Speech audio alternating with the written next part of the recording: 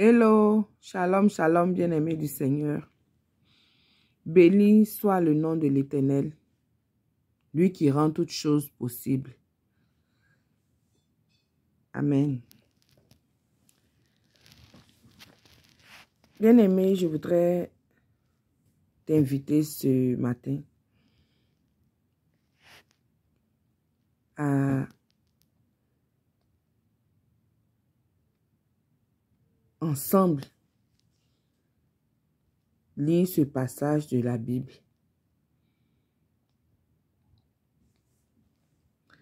Il est tiré du livre de Nombres, le chapitre 21. Nous allons lire à partir du verset 4 jusqu'au verset 9. Et je lis. Les Israélites quittèrent la montagne de Hor et prirent la direction de la mer des roseaux, afin de contourner le pays d'Édom. Mais en cours de route, le peuple perdit patience. Les gens se mirent à critiquer Dieu et Moïse. « Pourquoi nous avez-vous fait quitter l'Égypte ?» disait-il. « Pour nous faire mourir dans le désert. Il n'y a ici ni pain, ni eau, et nous sommes dégoûtés de la manne, cette nourriture de misère. » Alors le Seigneur envoya contre eux des serpents venimeux. Ils mordirent un grand nombre d'Israélites qui en moururent. Le reste du peuple se précipita vers Moïse pour lui dire, « Nous avons péché en vous critiquant, le Seigneur et toi. Supplie donc le Seigneur d'éloigner ces serpents de nous. » Moïse se mit à prier le Seigneur en faveur du peuple. Le Seigneur lui répondit, « Façonne un serpent de métal et fixe-le sur une perche. Quiconque aura été mordu et le regardera aura la vie sauve. » Moïse façonna donc un serpent de bronze et le fixa sur une perche. Dès lors, tout homme qui avait été mordu par un serpent et regardait le serpent de bronze avait la vie sauve. Amen. Bien-aimé, c'est le peuple d'Israël. Ils étaient en Égypte, ils étaient dans la servitude, ils étaient dans la souffrance. Ils ont crié à l'Éternel. Et l'Éternel a entendu leurs cris et il les a fait sortir de manière miraculeuse d'Égypte. Parce qu'il avait repoussé. Lorsqu'ils sont sortis de l'Égypte, ils étaient maintenant face à la mer Rouge. Devant eux, ils avaient la mer Rouge. Ils n'avaient pas de bateau. Ils n'avaient rien pour traverser la mer Rouge. Et l'Éternel a repoussé les eaux et il les a fait passer à sec sur la mer. Et après, la mer est redevenue comme elle était en engloutissant les ennemis d'Israël qui étaient à leur poursuite. Donc, le Seigneur a fait quelque chose de grand. Et quand ils sont arrivés dans le désert, il n'y avait pas à manger. Ils ont crié à l'Éternel. L'Éternel leur a fait venir de la nourriture du ciel. Et après ça, ils se sont mis à critiquer, comme on l'a vu dans le passage, à critiquer Dieu, à critiquer Moïse. À critiquer Dieu et à critiquer Moïse. Et le Seigneur était fâché. Et il a fait venir sur eux un malheur. Bien-aimés, il y a beaucoup de choses que nous faisons. C'est parce que l'Éternel, le Dieu Tout-Puissant, il est compatissant, il est miséricorde. Sinon, personne ne serait en vie. Parce que par nos paroles, nous l'attristons. Par nos plaintes à longueur de journée, par nos critiques, par beaucoup de choses, nous nous faisons de la peine. Et nous attirons sur nous-mêmes des malheurs. Souvent, on accuse Dieu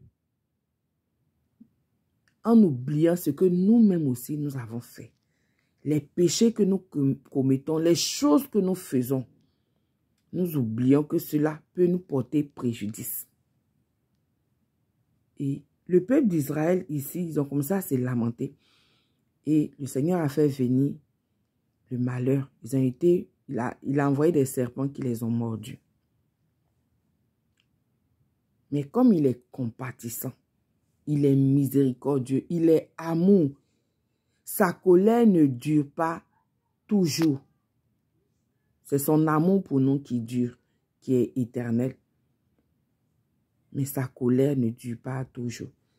Et quand on crie à lui d'un cœur sincère, quand on se repent, quand on reconnaît vraiment son tort, quand on reconnaît qu'on a péché et qu'on lui demande sincèrement pardon, il est fidèle et juste pour nous pardonner et pour nous purifier de toute iniquité. De toute iniquité, pardon. Donc le Seigneur, quand ils ont crié à lui parce qu'ils étaient en train de mourir, déjà beaucoup étaient déjà morts. Et le Seigneur, eux, ils ont demandé que le Seigneur éloigne ces serpents d'eux. Mais le Seigneur, lui, il a trouvé la solution.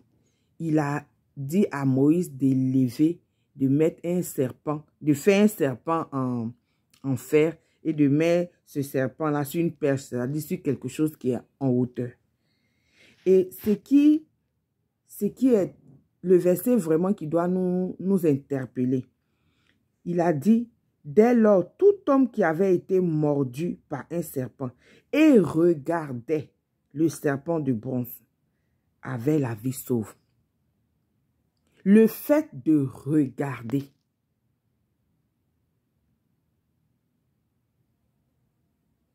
cela est important. Regarder. C'est avec foi qu'on regarde. C'est avec foi qu'on lève les yeux. Et cette même, c'est, comment je peux dire, c'est un peu ce qui est arrivé avec notre Seigneur Jésus-Christ. Le péché est entré par un homme, Adam et Ève. Le péché est entré par eux, pardon. Et c'est par un autre homme que le salut aussi est entré. Et cet homme, c'est Jésus-Christ de Nazareth. Jésus-Christ a été mis sur le bois infâme. Il a été cloué à la croix. Et la Bible dit que celui qui regarde à Jésus, celui qui lève les yeux vers Jésus, celui qui accepte le sacrifice que le Seigneur Jésus-Christ a fait à la croix de Golgotha, est sauvé. Parce que la Bible dit, crois au Seigneur Jésus-Christ et tu seras sauvé. Le salut ne vient donc que par Jésus-Christ de Nazareth. Donc, il faut avoir la foi pour pouvoir regarder à Jésus. Pour pouvoir regarder à Jésus. Et c'est seulement à lui qu'on obtient le salut. Il n'y a aucun autre nom par lequel on peut être sauvé si ce n'est pas le nom de Jésus-Christ. Alors il te faut, toi aussi, regarder. Poser ce acte de foi.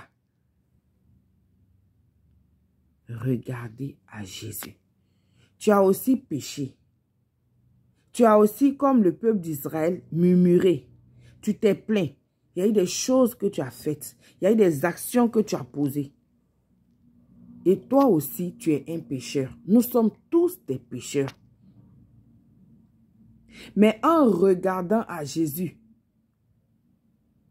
en l'acceptant comme notre Seigneur, comme notre Sauveur, le sacrifice qu'il a fait à la croix, de Golgotha, son sang qui est versé, qui a coulé, son sang nous lave.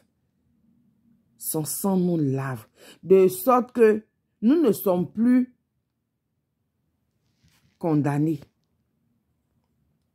Car le châtiment que nous, on devait subir, Jésus-Christ l'a déjà subi pour nous. Jésus-Christ l'a déjà subi pour nous. Et Jésus est venu, il est venu pour sauver les hommes de toute race, de toute tribu, de tous les peuples. Il est venu pour sauver tout le monde. Il te suffit seulement de l'accepter. Il est comme le pont qui nous relie à Dieu. Parce que nous étions séparés de Dieu à cause de nos fautes, à cause de nos péchés, de nos iniquités. Et Jésus-Christ est le pont par lequel il faut passer pour arriver à Dieu. Donc, choisis de regarder à Jésus-Christ, car il est la solution au mal qui est le péché. Il est la solution. Il est la solution. La Bible dit que nul ne peut passer, ne peut aller au Père s'il ne passe par Jésus-Christ. Donc, il est incontournable. Jésus-Christ est incontournable pour pouvoir arriver à Dieu. Si tu n'as pas Jésus, tu ne peux être sauvé. Alors, regarde à lui et obtiens le salut qu'il donne à tous et à toutes. Amen.